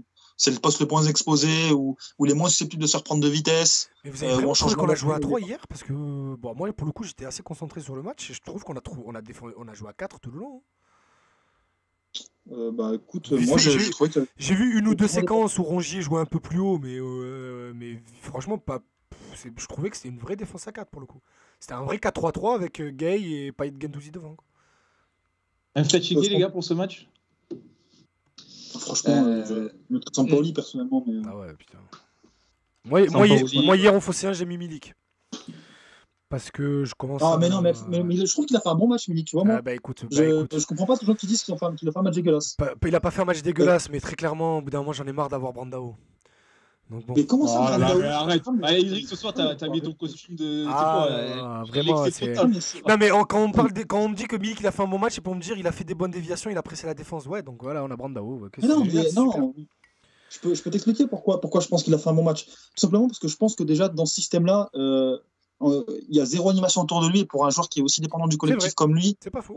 c'est quand même assez honorable d'avoir un mec qui est, en tout cas, se décarcasse et surtout, au-delà même des intentions, dans les déviations. Des carcasses, t'es Là, gentil, mais il fait des efforts. Quand même, hein, enfin, je Il fait trouve des que efforts, il y a- mais des carcasses, c'est beaucoup quand même. Idriss, je pense qu'il moi, faut- moi, je maintiens. il faut que tu te détaches de ce que disent les gens sur Twitter. Et là, parce que vu que la mode en ce moment, c'est de Ah, dire mais que absolument Sampaoli est J'ai- horrible et que Milik est une. J'ai jamais été Fraude, aussi, non, j'ai jamais faut été arrêter, aussi, franchement. j'ai jamais été aussi Enfin, peu ça, sur Twitter qu'en ce Non, moment. non, mais Très clairement. tu peux pas hein, dire j'ai jamais été. Milik, tu peux pas dire Milik, je vois Brandao. Milik, ça fait des années qu'on n'a pas eu un joueur qui a de telles références en Europe. Alors je dis pas que c'est Agüero, hein, mais je veux dire, au bout d'un moment, arrête. Intrinsèquement, Matt. Intrinsèquement, c'est Oui. c'est un excellent joueur. C'est un excellent Oui, joueur qui est Ah, dans- attendez. qui est dans Attendez, une mauvaise passe et qui revient de blessure. Alors, mais tu alors, peux pas attendez dire 2 Milik, secondes. c'est Brandao. Non, mais Arrête, parce que on est une émission alors, sérieuse. c'est un peu ironique quand je dis ça parce que je vois Ama qui m'envoie le timer pour me demander le débat Milik Brandao. Je dis pas que Milik vaut Brandao. Je dis que les caractéristiques de Milik qu'on met en avant sont celles de Brandao sur ces matchs-là. Ah, Mais attention, pas du tout. Attention par Ah, je contre, suis pas d'accord. attention par contre parce que on va pas me faire dire ce que j'ai pas dit. Milik est sans doute intrinsèquement le meilleur neuf de Ligue 1 derrière Mbappé. Milik est un joueur qui est ultra fin techniquement, qui peut marquer des 2 pieds et de la tête. Mais c'est même pas que je reste sur ma faim. Je suis très très très déçu de ces dernières prestations. J'ai rien dit pendant 2 mois parce qu'il revient d'une longue blessure. Il commence aussi, il faut pas oublier de le dire, que sa blessure au genou, c'est une blessure qui ne se soigne pas vraiment, parce qu'il a dit au micro d'Amazon qu'il est soigné, tout ça. C'est une blessure qui restera avec des séquelles toute sa vie. CF Greg Sertic, parce que c'est à peu près la même blessure.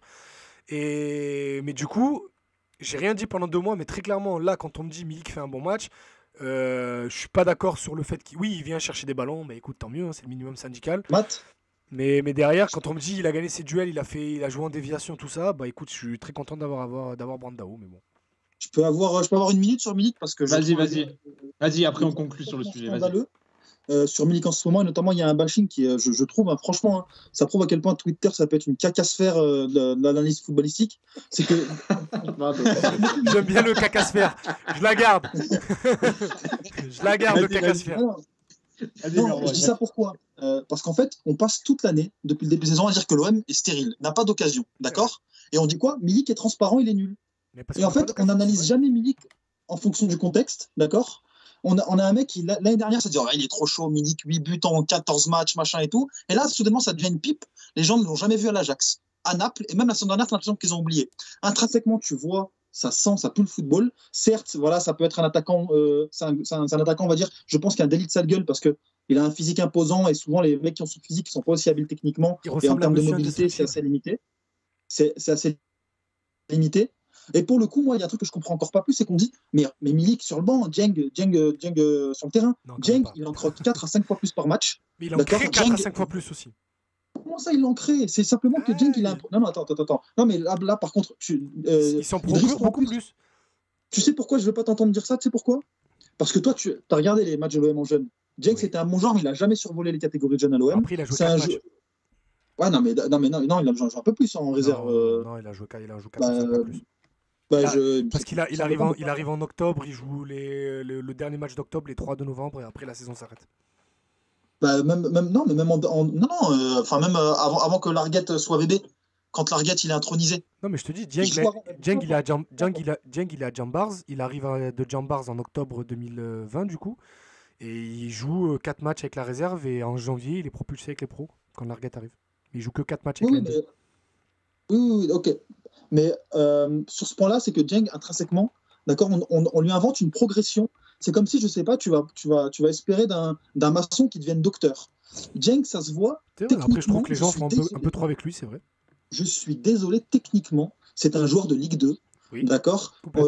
Et ça se voit comment? Prenons l'action face à Galatasaray. Il arrive devant Muslera. De sa prise de balle jusqu'à son arrivée à Muslera, il ne regarde jamais le positionnement du gardien. Pourquoi? Parce que techniquement, il n'est pas fiable et il a le nez dans le guidon. Il a besoin de regarder ses pieds, c'est vrai.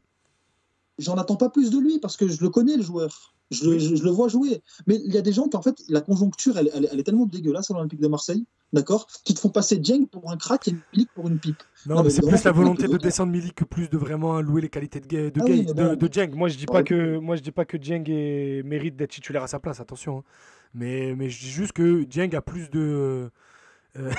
Désolé, on va lire vite fait le commentaire de Je vais bien mentalement. Mais les gars, il y a la cérémonie du Ballon d'Or, il fallait Ranieri ici. Oui, ok. On s'en bat les couilles de la cérémonie du Ballon d'Or, je vous le dis de suite. Bon, dis-moi, je te pose la question, Idriss, à toi. Dis-moi. C'est que qu'est-ce qu'on attend de Milik? Depuis le début de saison, on dit que l'OM, ils n'arrivent pas à se procurer une occasion. On attend quoi en plus, on a un joueur de son profil. Hein. Il va au milieu de terrain, il redescend, il prend le ballon. Et il arrive, il marque le but tout seul. Il va prendre la profondeur à 36 km de pointe et il va faire le but tout seul. Non, quand même. De réussir ses contrôles. Parce que pour le coup, avant de critiquer, vraiment, je garde en tête et après, je focus vraiment sur son match. Et crois-moi, j'ai envie de dire du bien. Hein. J'ai vraiment envie d'en dire du bien. Mais je le vois rater des contrôles assez simples. Je le vois aussi... pas souvent prendre les informations dans son dos, ce qui fait qu'il fait une touche de balle, puis il se fait charger dans le dos. Et du coup, mon con, c'est normal que ton ballon il va à 10 mètres, c'est parce que tu prends pas l'information avant pour au moins gainer ton corps pour impacter le choc. Et derrière, remettre autour de toi. T'as Payet qui est très souvent proche de lui, mine de rien. Très franchement, je trouve... Après, je dis pas que sa saison est finie, que Milik doit ajouter du 11, absolument pas. Bien sûr que non. Comme l'année dernière, je disais qu'il fallait pas sortir Payet du 11, bien que c'était sans doute le pire Marseillais sur le terrain. C'est juste qu'à un moment donné, ça va venir, ça doit venir de toute façon. Mais c'est juste que je trouve le temps très long. Amat, tu avais un fatigué qui n'a pas encore été cité. Oui, mais déjà, est-ce que vous entendez un bruit de fond autour de moi? Parce que c'est le fameux instant poubelle. L'instant poubelle. Non, on n'entend rien. Mais très clairement, c'est pas gênant. Vas-y. Non, moi, mon fatigué du match, c'est un joueur qui est vraiment en très, très, très mauvaise forme pour moi depuis plusieurs mois, c'est Pape Gueye. Pape Gueye, j'ai été indulgent au début, comme tout le monde, et même patient, parce qu'il vient d'arriver de Ligue 2 avec un transfert qui a été effectué dans des conditions rocambolesques, rappelons que Watford l'avait signé, puis finalement non, il casse son contrat pour venir chez nous. Excuse-moi, moi, c'est pas que je veux pas entendre ce que tu dis, mais là, pour le coup, oui. Là, la benne fait du bruit. Là, vraiment. Bon, je reviens dans 30 secondes. Ouais, désolé, frérot. Alors, on va répéter pour Just Coco qui nous demande qui a eu le ballon d'or. On s'en fout. We don't care. Voilà, si tu veux que je te parle. We have rien à foutre. Incroyable. On est entre Marseille et Miami, là. Ah ouais, c'est abusé, frère. Très gentil pour les follow, les gars. Mais là, ouais, merci pour les follow. D'ailleurs, oui, je vais les citer parce que tu me l'as envoyé, Idriss. Merci à Quentin78 960, Oxymos, Lomones, Linkkiller 59 et 3-0 derrière, OM 13 à l'ouest, Vlado 524, il y en a encore beaucoup. Hein. Mamad qui nous a follow aussi il y a longtemps, Raymond Lauré, OMTO 13, Plotruise. Voilà. Merci à tous pour vos follow, ça fait plaisir. Vas-y Merwan. Je crois que je peux être de retour aussi. Vas-y, embraye. Ouais, vas-y, c'est mieux. Vas-y, c'est mieux, Ama. C'est mieux. Non, donc, moi, le joueur qui m'a énervé une fois de plus contre 3, c'est Pape Gueye. Pape Gueye qui est dans une très mauvaise forme depuis plusieurs mois. Quand il est arrivé en provenance du Havre, on a été patient, indulgent. En plus, son transfert a été un peu rocambolesque. Rappelons qu'il avait un accord avec Watford, puis que l'accord a été cassé. D'ailleurs, son contrat a été cassé. Oui, voilà. Donc, d'ailleurs, cette histoire, cette affaire n'a toujours pas été réglée au niveau. Le contexte, il n'avait pas compris le contrat en anglais qu'on lui a pas traduit, je crois. Oui. Bref, c'est un petit aparté. Mais Gay, au début, on nous l'a vendu comme quelqu'un qui pouvait casser les lignes, etc. Il a fait quelques bons matchs. Et j'ai l'impression que depuis qu'il a marqué contre Rennes l'année dernière et qu'il a pris le carton rouge dans le même match, il ne sert plus à rien. Offensivement, son apport est très limité. Défensivement, franchement, c'est pas une foudre de guerre, même en termes de positionnement, etc. Je sais pas si c'est moi qui suis trop dur avec lui, mais Pape Gueye, en plus, il est devenu international sénégalais récemment. J'attends beaucoup plus de lui. J'attends qu'il ait vraiment un réel impact au milieu. Et pour moi, dans la hiérarchie des si j'étais l'entraîneur, il serait pas en haut, clairement. Mais rappelez-vous déjà, en fin de saison dernière, on évoquait déjà son cas et on le présentait comme l'un des perdants de l'arrivée de Sampaoli parce qu'il avait clairement perdu du temps de jeu. Hein. Alors je l'ai dit déjà dans Passe ton ballon, je crois que c'est en début de saison, mais il a voulu partir cet été, il a reçu une ou deux propositions qu'il avait envie de saisir et Sampaoli lui a demandé de rester en lui disant t'inquiète, tu vas jouer, j'ai confiance en toi. Oui, vraiment. Et il a reçu des propositions que l'OM était enclin à accepter. Hein ? Transfert sec ou prêt ? Transfert sec. Sérieux ? Transfert sec, ouais. Et... Tu as une idée des montants et du type de Non, club ? c'était pas ouf. C'était autour de 10 millions. C'était autour de 10 millions et c'était des clubs assez sérieux, notamment un en Allemagne. Et un autre pays. C'est un club qui joue les premiers rôles ? Non, c'est première moitié de tableau, mais ça joue pas l'Europe. Enfin, c'est pas le PSV aux Pays-Bas ? Ouais, c'est ça. PSV Eindhoven, bon, je peux le dire, c'est le Borussia Mönchengladbach, voilà. Ok, ouais, c'est ce qui me semblait, parce que bref, peu importe. Bref, mais juste un truc sur Pape Gueye, pour le Les coup. gars, rapidement, on conclut. Ouais, très clairement, parce qu'après, j'ai envie de vraiment. Il fait déjà 57 minutes d'émission, putain. Pape Gueye, moi, pour le coup, vraiment, autant je suis d'accord avec Ama, il commence vraiment à faire mal à la tête parce qu'il a beaucoup de chances de montrer de quoi il est capable et il ne les saisit pas. Mais très clairement, son body language et son jeu puent le manque de confiance. Très clairement. Allez, on conclut. Ça se voit, mais il y a pas que ça. Rapidement. Il a reçu de nombreux ballons hier. Il joue, permettez-moi d'inventer une expression, mais comme un pivot, mais au milieu de terrain. Un pivot du milieu de terrain. Il est tout le temps dos au jeu. Et qu'est-ce qu'il fait ? Il remet en arrière et sur le côté. Mais j'attends pas ça d'un milieu qui est censé avoir quelques qualités techniques. Là, il faut qu'il fasse plus, surtout dans un système comme celui de Sampaoli. Il faut qu'il prenne beaucoup plus d'initiative, qu'il ait beaucoup plus de responsabilités, balle au pied, qui se montre, quoi. Là, franchement, je suis très très déçu de son rendement actuellement. D'accord avec toi. Eh ben, ce sera le mot de la fin là pour ce OM3. Plus rien à rajouter, les gars. Je peux rajouter un truc. On a fait une heure. On avait dit 20 minutes. On avait dit une demi-heure, on a fait une heure. Vas-y, rapidement. Je peux rajouter un truc. On l'a beaucoup défendu ici. On continue à le défendre aussi. Parce que voilà, il faut un temps d'adaptation. Mais Gerson, en ce moment, c'est quand même très inquiétant. L'entrée qu'il fait encore hier, c'est... Pas cette page, s'il te plaît, passons à autre chose, Gerson. il rentre 10 minutes, Miskin, c'est bon, laissez-le tranquille. Mais j'aimerais qu'il réussisse, Merwan, mais hier, quand il met 50 ans pour contrôler dans la surface, j'ai pété un plomb. Tu vois, c'est pour ça que j'ai voulu... Moi, je suis fan, on en avait parlé après Saint-Etienne. Moi, c'était un crush footballistique, Gerson. Mais depuis, il faut reconnaître que... Voilà. Mais juste, alors tu me permets de faire la conclusion de ce débrief de OM3. Nous, supporters de l'OM, nous ne sommes pas condamnés à tout le temps jeter au feu ce qu'on a apprécié il y a plusieurs semaines. Donc, s'il vous plaît, un peu de mesure dans les critiques, dans les commentaires. Quand je me connecte sur Twitter et que je dis « Ouais, Luan Pérez, je comprends pourquoi il était encore au Brésil à 27 ans. » Alors que ça parlait de Real Madrid après Monaco. Il y a 2 mois, on le réclamait, on s'est dit ça.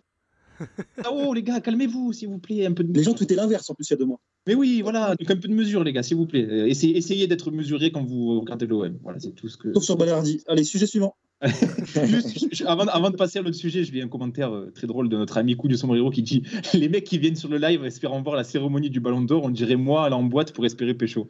Ouais, bah écoute, je sais pas, t'as dû passer des samedis soirs difficiles, visiblement. Ça devait être compliqué. Allez les gars, on passe au sujet sur l'ADN européen de l'OM. Idriss, tu nous envoies un petit jingle là pour faire la virgule. L'ADN européen, les gars. Est-ce que l'OM est un grand club européen? Ça, c'est toute une question. Alors, pourquoi ce sujet? Donc, vous l'avez vu, l'OM vient d'enchaîner, vient d'être éliminé de la Ligue Europa après sa défaite à Galatasaray. Surtout, l'OM vient d'enchaîner 3 campagnes européennes assez piteuses, hein, que ce soit celle-là, celle de la saison dernière et la dernière de Ligue Europa avec Rudy Garcia. Chaque fois, élimination en poule avec des prestations assez ridicules. Seulement une victoire sur les 3 campagnes. Des stats embarrassantes. Les fameuses 13 défaites d'affilée en Ligue des Champions. Là, la nouvelle stat là, qui a fait un peu honte, c'est après la défaite à Galatasaray, c'est une seule victoire sur les 19 derniers matchs à l'extérieur en Coupe d'Europe. Campagne, là, sans oublier la campagne de 2013 aussi ridicule, hein, les 6 défaites consécutives. Les gars, est-ce que l'OM a vraiment l'ADN européen? Ça fait quand même, si on fait la balance des pour et des contre, là, sur les dernières saisons, à part la parenthèse de 2018, ça a été ensuite très, très, très, très compliqué, les gars. Et juste, 2018, à quoi ça se joue en plus? Parce que 2018, c'est vrai, ça pas fini. Hein. Oui, mais tu as un but contre son camp à Konyaspor d'être sorti en phase européenne. C'est souvent comme ça, les amis. Oui, non, mais c'est souvent comme ça. Mais là, la récurrence des éliminations assez ridicules pose la question, quoi, les gars. Qu'est-ce que vous en pensez? Je crois que c'est Idriss, c'est toi qui a tenu à faire ce débat-là dans l'émission de ce soir. Est-ce que tu peux lancer les hostilités? Ouais, écoute, mais moi, en fait, j'ai voulu lancer le débat justement parce que je me posais la question. Parce qu'on parle beaucoup de l'OM et son ADN européen. Est-ce que c'est pas le Vélodrome en fait qui a une ADN européenne plus que le club? Parce qu'une ADN européenne, qu'est-ce que ça veut dire? D'abord, quand on parle d'un sujet, c'est d'abord le définir. Une ADN européenne, ça veut dire savoir se surpasser dans les grands moments, savoir gérer justement, passer le moment le switch entre un simple match de championnat et un match européen. Et au final, ça fait tellement longtemps que l'OM ne l'a pas fait. Donc je suis obligé de m'interroger. Et quand je vois en plus la razzia qui est en train de faire le foot français, après certes, hein, Monaco et Lyon, en Europa League, ils ont des groupes un peu plus faciles, entre guillemets, que les nôtres. Mais ça n'empêche rien. Justement, par rapport à ça, vous ne pensez pas justement que l'OM n'a pas un ADN européen, mais plutôt un ADN OM? Dans le sens où ça peut paraître tautologique, mais ce que je veux dire, c'est que ce club, c'est jamais à moitié, c'est soit tout, soit rien. Et pour le coup, quand l'OM est dans une année, entre guillemets, tout, ou dans une compétition tout, et ben, ça va souvent au bout, ou du moins, ça va pas très loin du bout. Et quand ça va pas, c'est souvent un désastre. Tu vois, cette saison, tu fais des matchs nuls et au final, il n'y a rien qui s'arrange. Tu n'as pas une éclaircie ou un espoir qui te permet de. C'est soit, finalement, tu domines de la tête et des épaules, que ce soit en phase de groupe, ou en tout cas, tu te qualifies à l'arrache. Et derrière, c'est tout le temps à l'arrache et ça finit par y aller. Soit c'est mort et c'est mort dans le film directement. Il n'y a pas de juste milieu, quoi. Jamais de juste milieu avec l'OM. Je pense que plus qu'un ADN européen qu'on a voulu répéter ces dernières années, c'est juste à l'image du club, en fait. Justement, où classer l'OM dans la hiérarchie européenne, les gars? Est-ce qu'on peut encore considérer que l'OM est un club de stature européenne? Non. Ça me fait mal de dire ça. Moi, j'ai envie de te dire non. En fait, moi, je pense que l'OM, pour répondre à la question, l'OM a l'ADN européen parce que l'OM a toujours respecté les Coupes d'Europe dans lesquelles l'équipe était engagée, même si les résultats ont été mauvais, hormis la saison de Villas-Boas, pour moi, où on mettait des compositions farfelues, CF, celle contre Manchester City notamment, où on a refusé de jouer dès le début du match, mais bref. Mais globalement, l'OM a toujours, j'insiste, respecté la Coupe d'Europe, même sans parfois ne pas avoir le niveau. En 2013, on la respecte, la Coupe en 2012, pardon. Avec Elibop, l'Europa League, on la respecte? Non, c'est celle d'après quand tu es en Ligue des Champions, quand tu fais le 0 point. Oui, tu la respectes, mais tu as 0 point. Ouais. C'est là où je veux en venir. Non, là, pour le coup, c'est vrai. Par contre, T'as plus la stature européenne. Là, quand je vois qu'on peut être reversé potentiellement en Ligue Europa, mais c'est aussi la faute des supporters. Hein. En Qu'on peut Conference être League. potentiellement en Conference League, pardon, et que les gens se disent ouais, on veut pas de cette Coupe d'Europe. Mais les gars, sur les dernières années, on a perdu ou fait match nul contre des équipes comme Limassol, Lokomotiv Moscou, Konyaspor, Vitoria Guimarães. C'est des équipes qui, sur le papier, sont à des années-lumière de l'OM normalement. Mais la réalité sportive, c'est que quand on les affronte, ben, on a soit du mal à les battre, soit on les bat pas tout court. Donc malheureusement, la stature européenne de l'OM actuellement, elle est minime, quoi. C'est tout, c'est la vérité. On est une 3e division européenne, c'est tout.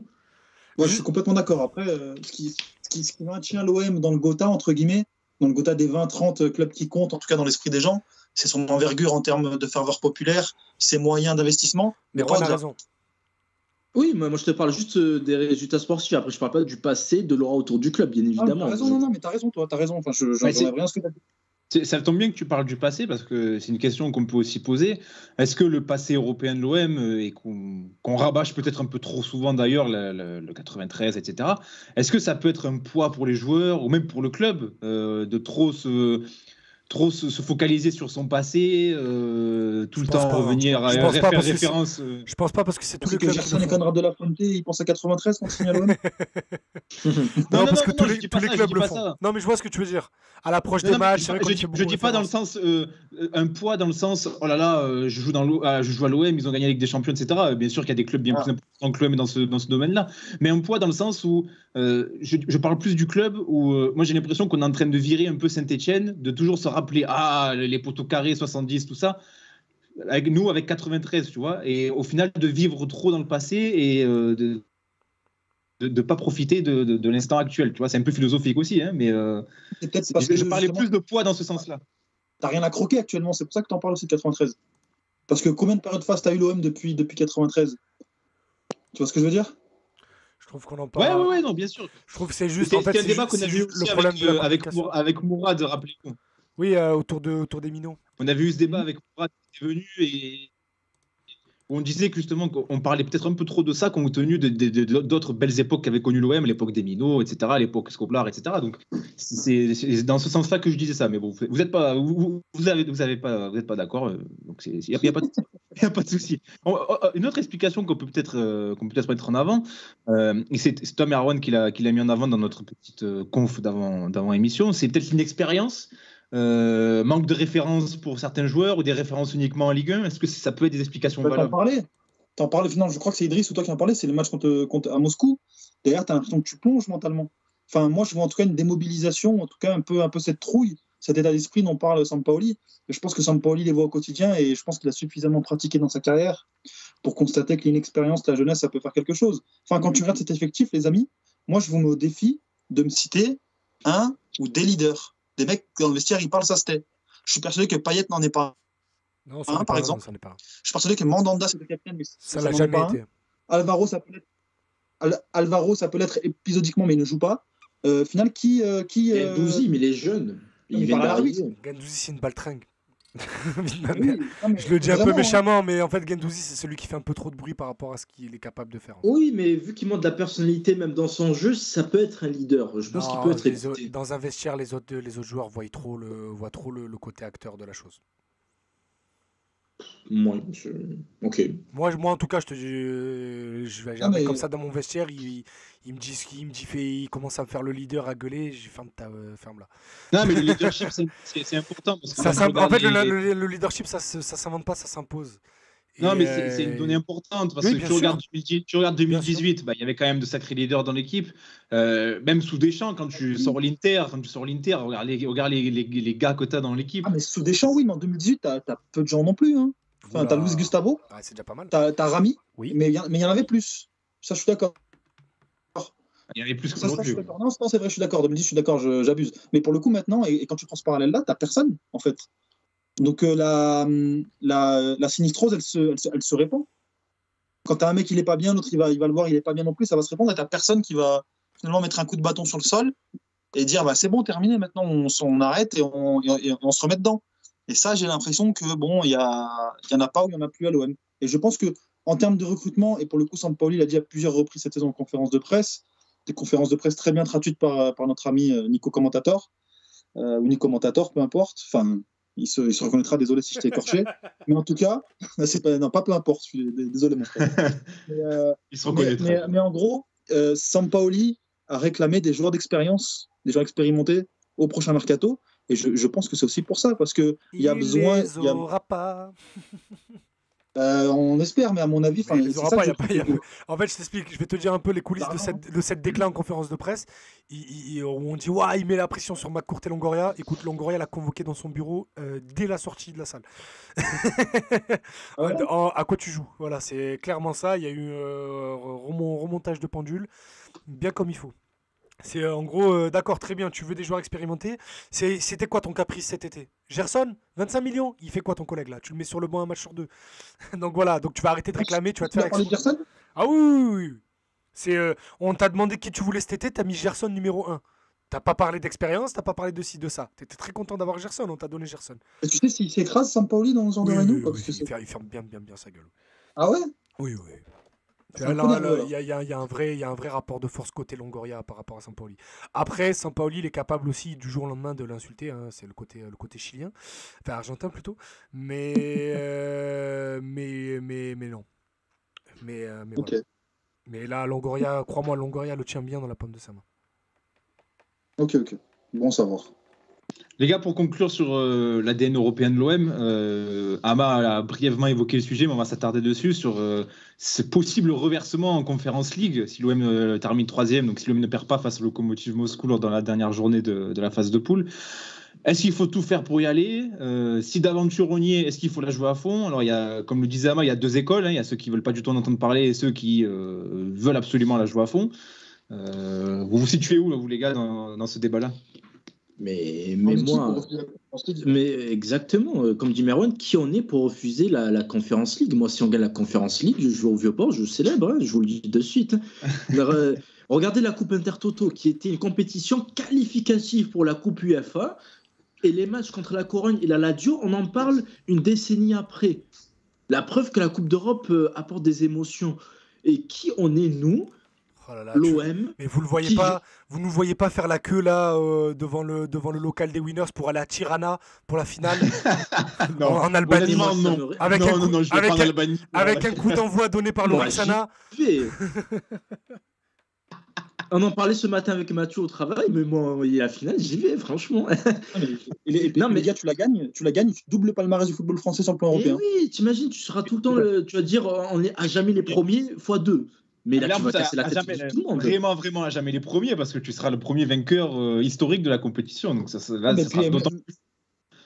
mais sans parler de victoire, déjà, je suis pas persuadé qu'on ait gagné, tu vois. Pourquoi pas, tu vois, je pense que l'OM peut aller au bout, mais tu as quand même des équipes respectables en face. C'est des équipes, on a quand même perdu contre des équipes explosées au sol cette saison. Ce Galatasaray, il était nul. Mais pour le coup, tu perds et tu perds dans les grandes mesures contre lui. Et je suis pas sûr qu'en Conference League, il y a des équipes qui soient beaucoup, beaucoup plus faibles. Et je pense même qu'il y a des équipes qui sont supérieures à Galatasaray. Je pense qu'il y a des équipes qui, comme le disait Ama, sont dans la 3e division européenne. Oui, tous les AZ Alkmaar, tout ça, ça se tape dans la même cour que l'OM. Malheureusement, c'est notre présent. Si c'est notre réalité actuelle, exactement, c'est notre réalité. C'est le mot que je cherche. Du coup, autant jouer à fond. Et on apprend à travers la Conference League pour mieux revenir l'année prochaine en Ligue Europa, en Ligue des Champions. C'est quoi le problème? On est qui pour faire les snobs? Ça, c'est un truc que je ne comprends pas. Mais surtout vraiment. Que tu regardes Rennes, ils sont en train de s'éclater, ils font un super parcours, ils sont premiers devant Tottenham dans leur poule. Je pense qu'ils sont très contents. Hein. Je pense qu'ils sont super contents. Et je pense pas qu'on soit non plus très très supérieur à Rennes. Hein. Donc oui, non, je pense qu'on est tous d'accord. On est tous d'accord. Pour une fois dans cette émission, c'est bien d'avoir l'harmonie. Ça fait plaisir. Je pense qu'on est en mesure de vous annoncer le ballon d'or, je crois. Juste 2 secondes. Il y a Avni _06. What's up? Moi, je peux pas dire le mot, sinon on se fait strike. Oui, ne dis pas le oui, on a le vainqueur du ballon d'or. On a le vainqueur du ballon d'or, donc il va s'afficher incessamment sous peu là, sur votre live. Lionel Messi, hein. C'est Lionel Messi européen. Ouais, j'ai eu la photo parce que je connais le photographe de France Foot. En fait, on est très bien avec Pascal Ferré et il nous a dit bon allez, je vous l'envoie dans mon profil. Et comme ils ont fait la séance vidéo, mardi dernier. La séance photo, pardon, mardi dernier, on a la photo en avant-première, les gars. Voilà, c'est ça qu'il faut. NR7. Donc voilà, vous le voyez, le Voilà, vainqueur pour du tous Ballon ceux qui d'Or. voulaient avoir le ballon d'or, vous l'avez.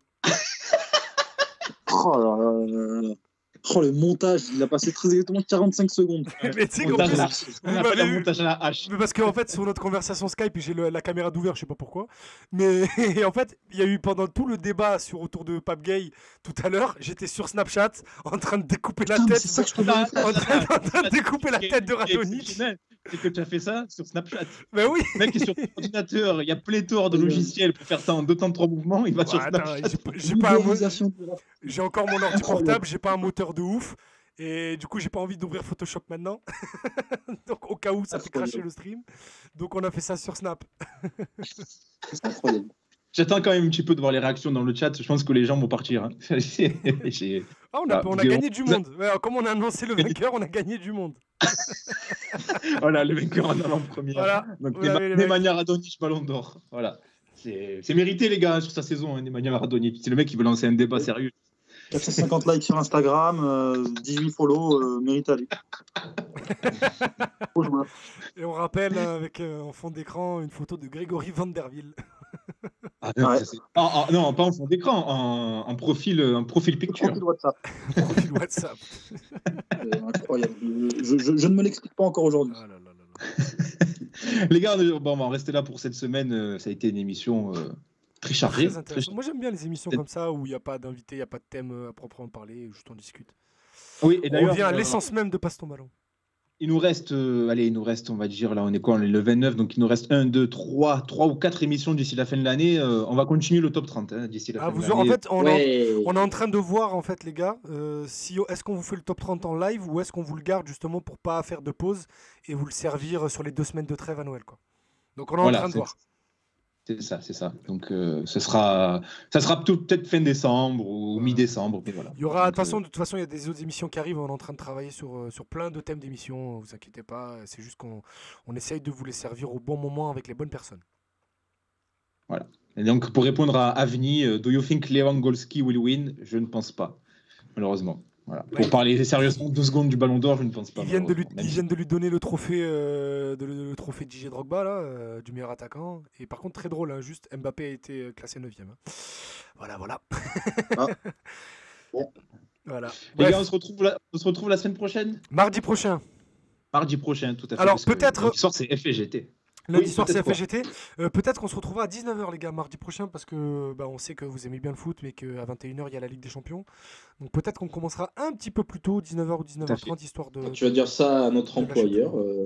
Mais on Ouais, verra. c'est pour ça que je dis peut-être. C'est qu'il faut qu'on s'adapte. Il va l'apprendre en écoutant le podcast. Parce que moi aussi, On pourra peut-être partir plus tôt, je c'est travaille mardi aussi, donc on est en train d'essayer de s'organiser. J'embrasse Alain de tout mon cœur. J'espère que j'ai pas trop parlé mal et que tu seras pas trop énervé aujourd'hui. Il te fera un débrief. Je vais te faire recevoir un texto demain. Je vais te faire un débrief, je peux te Te dire dire qu'il il va être salé. Allez, on vous souhaite ça, c'est une bonne soirée, une bonne semaine. On se retrouve la semaine prochaine. Salut. Salut tout le monde. Oh, pile